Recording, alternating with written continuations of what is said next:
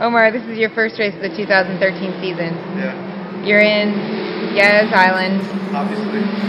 the F1 racetrack. Tell us a little bit about race day and leading into the race. It was pretty awesome, actually. It was amazing. Not just pretty awesome. I've been racing a bunch of ITU races, so I sort of know the feeling of having to race later on during the day as opposed to like at like 5 a.m. and 6 a.m. like the Ironman guys and etc. So I remember those feelings, but it's been a while since I've raced, so it took a little bit of time before I got reacquainted with the process of getting ready for a race. The nerves beforehand, the sitting around and not being sure what you should be doing. You're like, okay, well, I have another 3 hours before race time, and everything is done and ready. And so, one of the keys that you can't really overthink things. You just gotta relax, and it took a little bit of time to remember all that and those feelings and being like, oh yeah, that's right, that's how I feel. But it was good. It went fine, So you get down to the race to warm up. Right. How much of a warm up did you get? I did. My scheduling was a little off this time around. I ended up going out on my bike warm up. Did my bike warm up beautifully, and then after the bike warm up, I was gonna go back and set up my transition and then do a run warm up and some bands because they wouldn't let us in the water. Some band warm up, but everything took a little bit more, touch more time, which at the end, in typical Omar fashion, they were like, wave 1 in the water, and I was literally still putting my wetsuit on. So it was pretty good, Put the wetsuit on and went straight to the water. Everything was fine. Talk about the race. From start to finish. Start to finish. Okay, so in the water last year, to my surprise I led the whole way in the water. So I sort of had high expectations for myself again this year.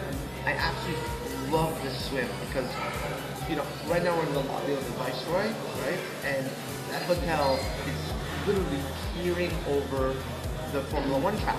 So the Formula 1 track goes through the hotel, and this place overlooks the marina. So we swim around it, right? It's a very beautiful swim. There's a lot of spectators all the way through, which really is motivating. And the water is surprisingly clear. Very clear, very salty, very buoyant. Last year was not a wetsuit swim. This year was a wetsuit swim. So I felt like, alright, I'm going to be a boat. And I started at the first 200 meters pretty strong, but I think the initial start, the first 2-3 seconds, wasn't fantastic, which doesn't really matter in races like this.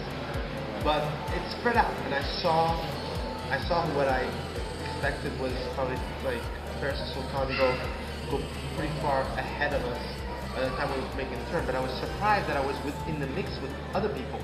I'm like, who are these other people? And I don't know who they are. Anyway, swim was fine. Swim was very comfortable. The training at altitude and training with Grant Pollocky of the Cavalli Sports really is working. Like, I had a very long stroke, very relaxed.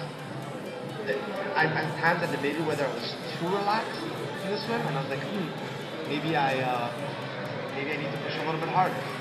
But and I tried to do that, but it didn't really take me anywhere. So the swim felt like I had another gear that I didn't really truly access, but I felt good about my path. Came out of the water, got the transition. T1 was a little bit rusty, especially with like the wetsuit. Trying to get that off real quick. It wasn't as smooth as I would have loved it to be, but it was okay.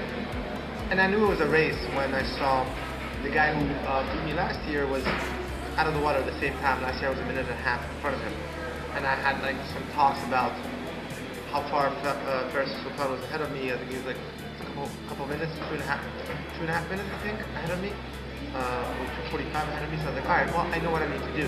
Got on the bike, started to do my work, and the time started to come down on Faris, which I was happy about, So they're giving me, okay, 2:30 now, you're 2:30 behind him, then you're 2:15 behind him. I'm like, okay, well, if I keep on going like this, I can bring down the deficit enough that I know my run is in a really good place right now, especially at sea level. I love it. It's just an amazing feeling. And anywho, on my fourth lap, I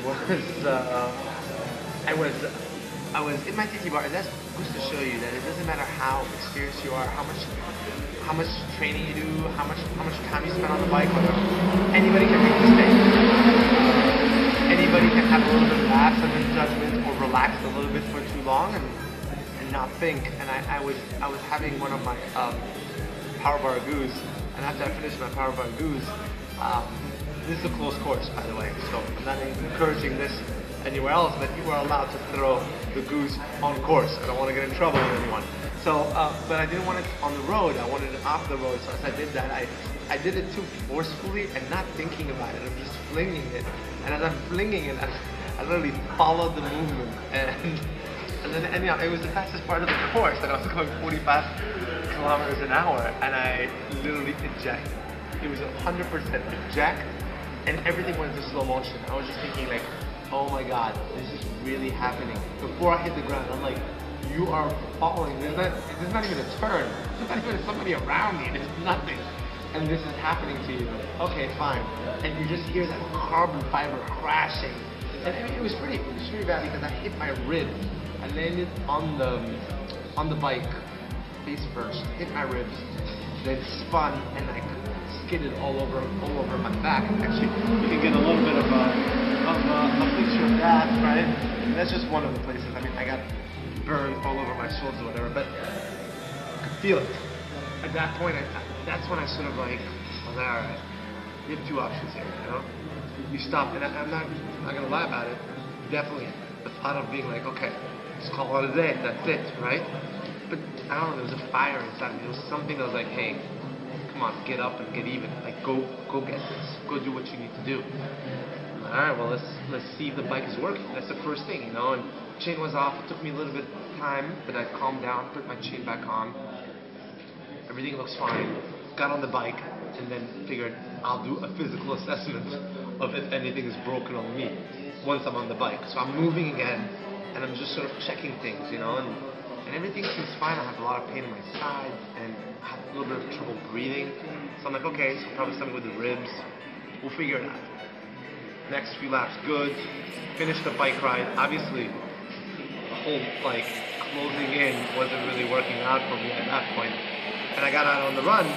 I knew those two guys were in front of me, and I knew what I needed to do. Got on the run, and I felt phenomenal actually on the run.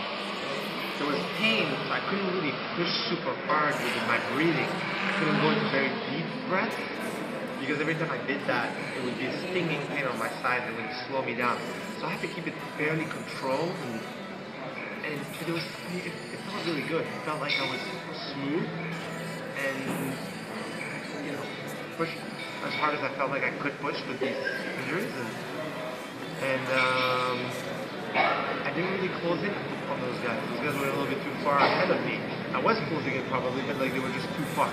And there was nobody behind me. I had like spread the gap. So we just sort of like, all right, well I gotta just do this. Finished the run, felt all good. And that was it. I think I ended up having the second fastest run, and it was only by 5 seconds off. And I didn't really come close to pushing it. So anytime that happens, I'm pretty happy. So you finished third. Yeah. Podium. I finished third. I was pretty excited about that because you know what? Like anytime I always say, anytime you can get up from a crash at that speed and not have major things broken, that's awesome. Anytime you can do that, finish the race, then even better.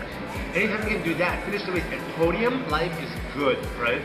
And I've got, you know, the medics looked at me and they basically have a contusion and potentially a cracked rib. It's gonna take a little bit of time, but you know, it's gonna be okay. Like I've been taking it easy for the past couple of days, and we'll see what ends up happening. But I'm sort of getting ready for like Abu Dhabi International Triathlon, which is in 3 weeks. So I can't super chill. I gotta still put in work, but I gotta be careful to make sure that my body doesn't have recovery. You know? But yeah, it's such a unique experience. So I really, if anybody's watching this video, I really highly recommend you come. It's once in a lifetime. Being on the racetrack, on the Formula 1 racetrack, swimming in that marina, and and the run was, and the whole experience is so cool and unique. And the thing at the Viceroy is very convenient. You just sort of like come down, you're out. Anyways, I'm looking forward to doing it next year, and I'm really excited to hopefully see some of you out there next year. That's it.